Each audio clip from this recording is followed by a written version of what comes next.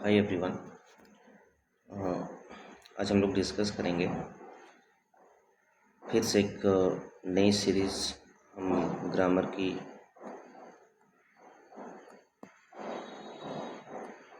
की जो टॉपिक है वो आर्टिकल, इसको हम डिस्कस करेंगे। ठीक है। सबसे पहले आपको इसमें ये समझना है कि हम लोग जो आर्टिकल है, ठीक है, वो हम ए, इंग्लिश में एन और द, ये तीन चीज़ को हम आर्टिकल बोलते हैं। ठीक है। सबसे पहला बात, आपको आर्टिकल पहचानने आना चाहिए। ए एन द को हम क्या बोलते हैं? आर्टिकल बोलते हैं। ठीक है। फिर इसकी दो कैटेगरी बनाई गई है। एक बनाई गई है आपका डेफिनिट की, डेफिनिट आर्टिकल। ठीक है। फिर दूसरा बनाई गई है इंडेफिनिट, इंडेफिनिट आर्टिकल। अभी आपको समझना है थोड़ा सा। डेफिनिट आर्टिकल हम किसको बोलते हैं? डेफिनिट आर्टिकल हम बोलते हैं द को हम डेफिनिट आर्टिकल के नाम से जानते हैं। और ए और जो एन हुई, ठीक है, इसको हम बोलते हैं इंडेफिनिट आर्टिकल। अब इसके पीछे रीज़न क्या है? हम जब डेफिनिट बोलते हैं तो इसका क्या मतलब होता है और इंडेफिनिट का क्या मतलब होता है? ठीक है। अगर हम एग्जाम्पल लिखें, ठीक है, जैसे मैंने कहा ओपन डैश डोर। ठीक है। आपके पास ये ऑप्शन है, आपको ए एन लगाना है और द लगाना है। ठीक है। आपके पास ऑप्शन है ए एन और द। तो यहाँ पर आपको बताना है कौन सा आंसर सही होगा। तो यहाँ आपको समझना है, यहाँ पे देखिए दो पॉसिबिलिटी है आपका। यहाँ पे ए भी हम देंगे तो आपका सेंटेंस सही होगा और द भी आपका होगा, अगर देते हैं तो सही होगा। लेकिन थोड़ा सा आपको यहाँ पे अंतर समझना होगा।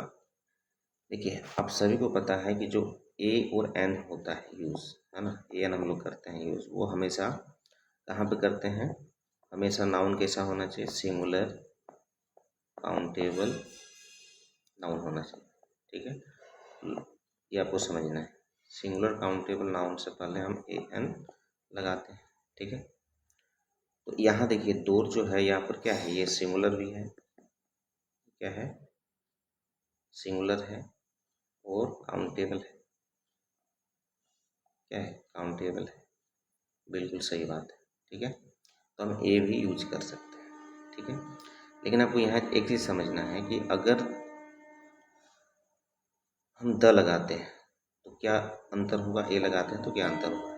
इतना तो पता चल गया कि ए लगाने पर ये इंडेफिनिट हो रहा है और द लगाने पर क्या हो गया? डेफिनिट हो रहा है।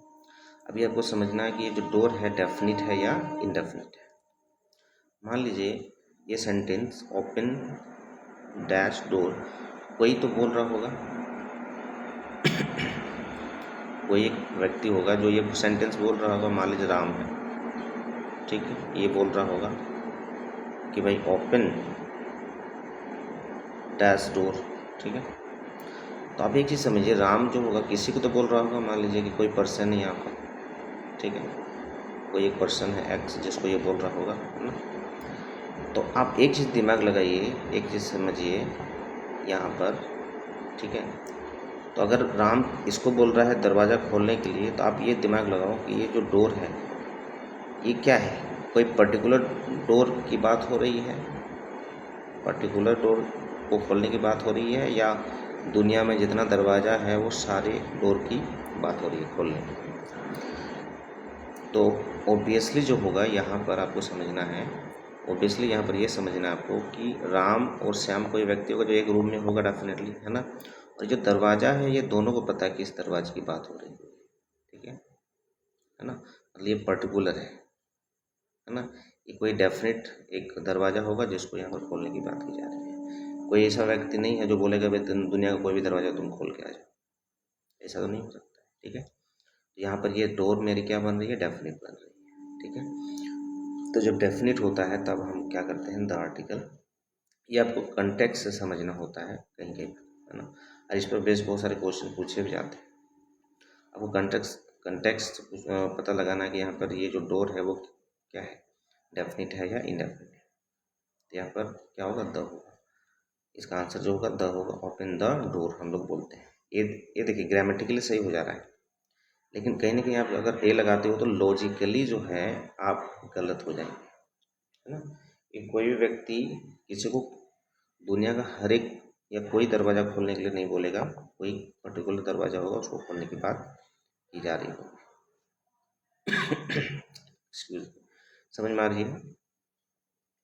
अब हम बात करते हैं यहाँ पर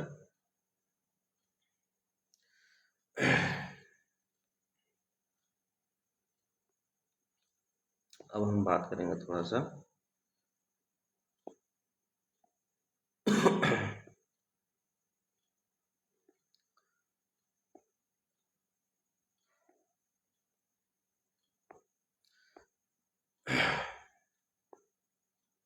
अब फिर हम थोड़ा सा समझते हैं। अब फिर से हम क्या करते हैं, आगे बढ़ते हैं। अब फिर आगे क्या समझना है कि ये आपका डेफिनेट कैसे यूज होता है, ये आपको समझना है। ठीक है, फिर और एक मैं सेंटेंस समझा रहा हूँ। मान लीजिए मैंने कहा ब्रिंग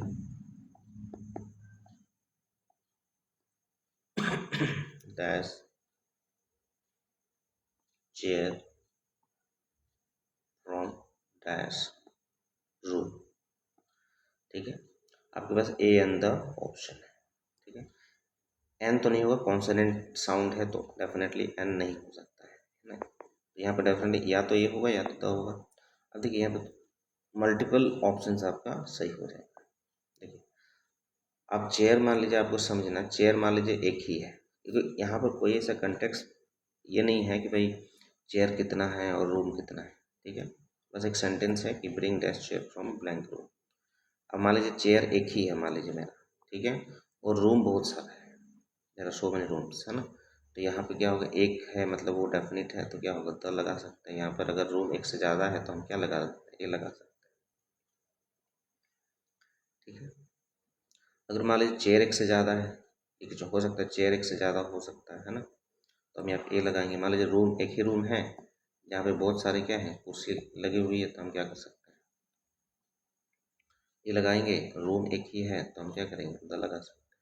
या ऐसा भी हो सकता है कि चेयर भी एक है रूम भी एक है, हम किसी को बोल रहे हैं, तो मान लीजिए कोई सेंटेंस बोल रहा होगा, ठीक है, तो अगर अगर ये चीज़ हो कि चेयर जो है एक ही है, रूम भी एक ही है, ऐसा भी हो सकता है, तो हम यहाँ पे द लगा सकते हैं, यहाँ भी द लगा सकते हैं। तो ये आपको समझना है। ठीक है, तो आगे बढ़ते हैं।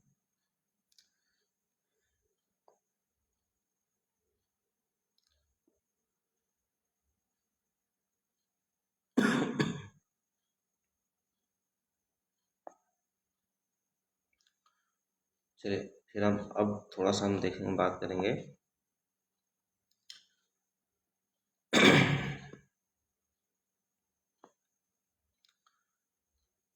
हम ए एन को कैसे यूज करते हैं, थोड़ा सा इसको भी हम समझ लेते हैं। इतना तो डेफिनेट आर्टिकल और इनडेफिनेट क्या होता है उसके बारे में मैंने आपको समझाया। अब हम बात करते हैं थोड़ा सा ए एन कहाँ पे यूज हम लोग करते हैं, यूज ऑफ ए। ठीक है,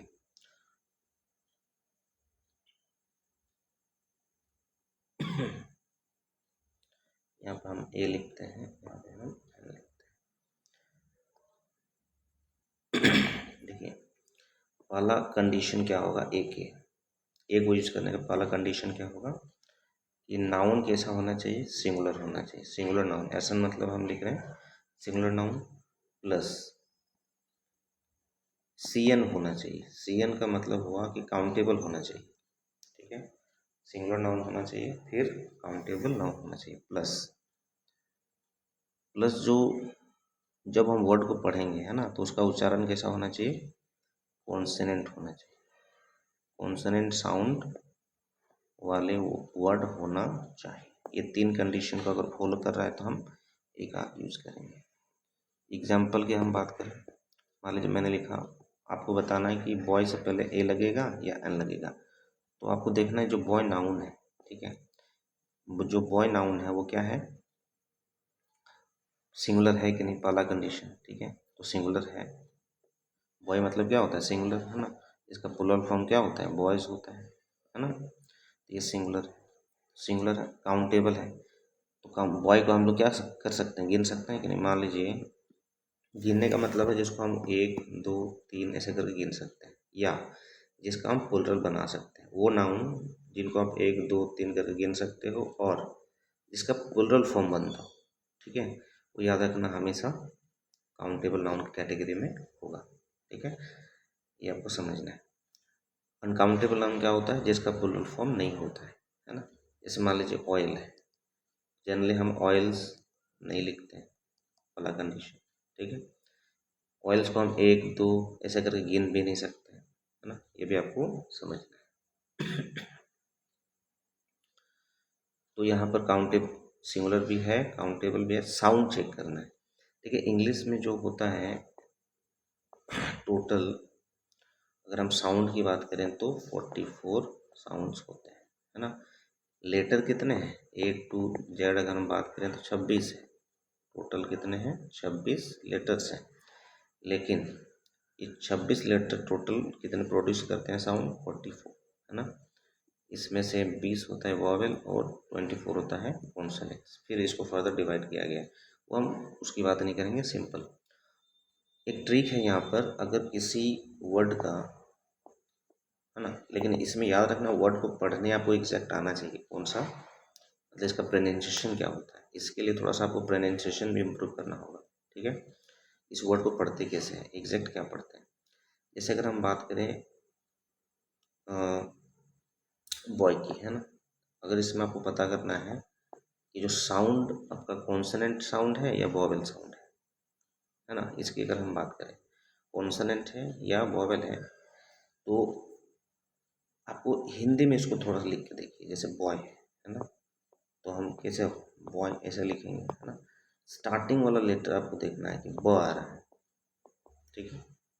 और मैं एक वर्ड लिख रहा हूँ, मैं लिख रहा हूँ एप्पल, एप्पल, ठीक है, और इसको हिंदी में अगर लिखे तो ए से शुरू होगा, मतलब स्टार्टिंग लेटर मेरा ए आ रहा है। तो कोई भी वर्ड जब हम पढ़ते हैं, ठीक है, उस वर्ड को बोलते हैं तो उसका हिंदी लिखा करो पहले, है ना, और देखो कि क्या वो क ख का ग्रुप से कोई वर्ड है, लेटर है, क ख ग ये सब जो होता है ना, च छ ज, इसका कोई ग्रुप का लेटर है। अगर क ख वाला ग्रुप का लेटर होगा तो हम उसको बोलेंगे कॉन्सोनेंट साउंड, ठीक है, कॉन्सोनेंट साउंड वो होगा। लेकिन अ वाला ग्रुप से होगा तो हम क्या होगा, वो वॉवेल, वॉवेल साउंड उसमें होगी, आपको इतना समझ। तो देख लो साउंड बो आ रहा है, ठीक है, जब इसको बोलते हैं तो क्या आएगा, बो आएगा, तो यहाँ पे क्या हो, डेफिनेटली हम ए का यूज करें, ठीक है। और भी कुछ एग्जांपल्स मैं आपको दे रहा हूँ।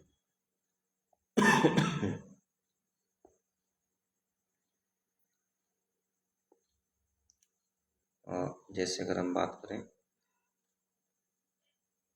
गर्ल की, है ना, मान लीजिए गर्ल है, तो क्या होगा, अ गर्ल होगा, लिखो ग है, सिंगुलर है, इसका प्लूरल फॉर्म क्या होता है, गर्ल्स होता है ना, तो ये हो गया। तो ये हो गया एन। एन क्या होता है, इसी का उल्टा होता है ना, उल्टा कहाँ पर होगा, साउंड में। एन में कहाँ कहाँ पर लगेगा, सिंगुलर नाउन से पहले लगेगा। इसमें भी क्या चाहिए, काउंटेबल चाहिए, ठीक है। साउंड कैसा होना चाहिए, इसका उल्टा होगा, वहाँ पे क्या था, यहाँ पे वॉवेल साउंड, यहाँ पे क्या हो जाएगी, वॉवेल साउंड, ठीक है।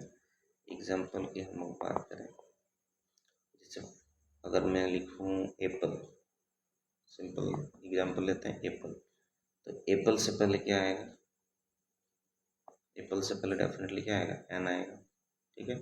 सबको पता है क्या है, ये सिंगुलर है, ओके, काउंटेबल है, यस, ओके, है ना, वॉवेल साउंड है, यस, ओके, हम क्या करेंगे, एन लगा, ठीक है। एन का दूसरा एक यूज होता है साइलेंट वाले, जो खास करके एच साइलेंट वाले जो वर्ड होते हैं, एच साइलेंट, है ना, जो एच साइलेंट वाले वर्ड होते हैं उसमें हम एन लगाते हैं। फॉर एग्जाम्पल मान लीजिए मैंने लिखा डैश आवर, HOUR, ठीक है, डैश आवर, आवर उसको हम आवर पढ़ते हैं, ठीक है, हावर नहीं पढ़ा जाता है। तो हम यहाँ पे एन की बात करें, एन आवर, ठीक है।